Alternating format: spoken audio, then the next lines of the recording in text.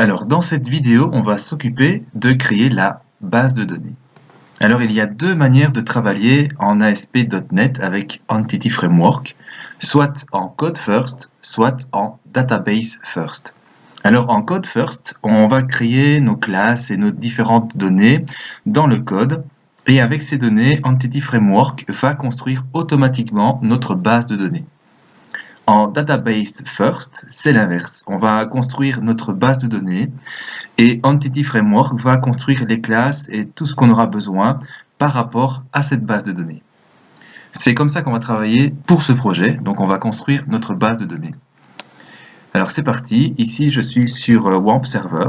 Donc je me connecte en tant que root. Donc il n'y a pas de mot de passe. Je fais exécuter.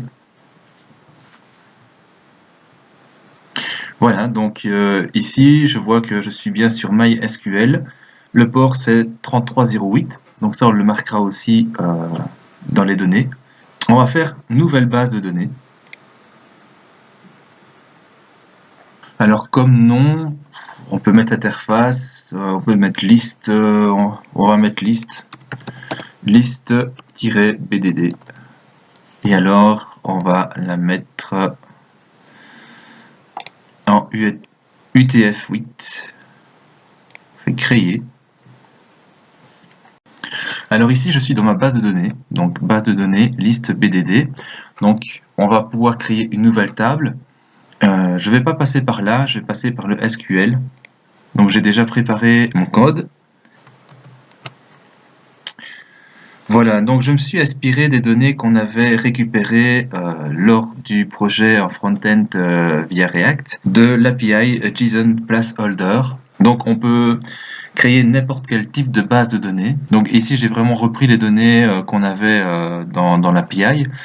Maintenant on peut utiliser n'importe quel type de base de données tant que la table correspond bien à ceci. Donc une clé ID primaire, donc qui est auto-incrémentée et non nulle.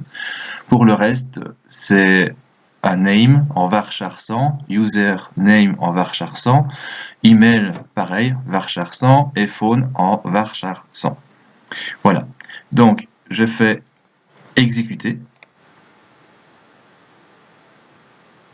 Et voilà. Donc, des lignes insérées. Donc, je peux regarder ici. Donc, j'ai ma liste BDD et j'ai bien ma table user avec les différentes données de ma table.